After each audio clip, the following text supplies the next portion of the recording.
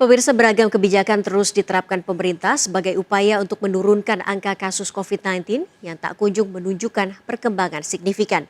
Presiden Joko Widodo telah bertemu dengan gubernur se-Jawa Bali guna mengefektifkan pemberlakuan pembatasan kegiatan masyarakat atau PPKM ke level mikro hingga ke tingkat RT RW. Hampir setahun lebih berlalu sejak pandemi COVID-19 melanda Indonesia dan diumumkan Presiden Joko Widodo pada Maret 2020 lalu. Namun hingga kini penambahan kasus COVID-19 tak kunjung menunjukkan penurunan signifikan. Bahkan pertambahan kasus aktif terus terjadi dan mengakibatkan rumah sakit di berbagai daerah hampir penuh terisi. Data Worldometer per 4 Februari 2021, terdapat 174.798 kasus aktif COVID-19 di tanah air.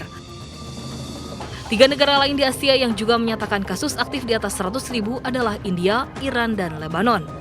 Sementara negara-negara Asia lainnya justru menyatakan kasus aktif di bawah 100.000 kasus. Dengan jumlah ini, Indonesia menjadi negara dengan kasus aktif terbanyak di Asia.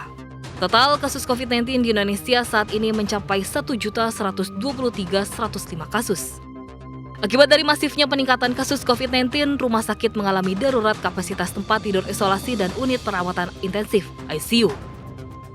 Data per 24 Januari 2021, Jabodetabek mencatatkan angka keterisian tempat tidur isolasi RS rata-rata angka di atas 80%. Kabupaten Bogor dan Tangerang Selatan mencatatkan angka keterisian RS tertinggi mencapai 87%.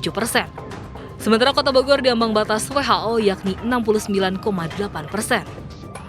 Dari data ini, 5 dari 7 provinsi di Jawa Bali tercatat memiliki tingkat keterpakaian tempat tidur isolasi RS melebihi 70%. DKI Jakarta menjadi provinsi paling darurat kapasitas tempat tidur isolasi dengan keterisian mencapai 85,62%, disusul Yogyakarta mencapai 84,23%. Hasilnya, Presiden meminta untuk kepala daerah memperkuat penerapan PPKM di level mikro hingga ke tingkat RT RW serta memperkuat upaya testing, tracing, dan treatment.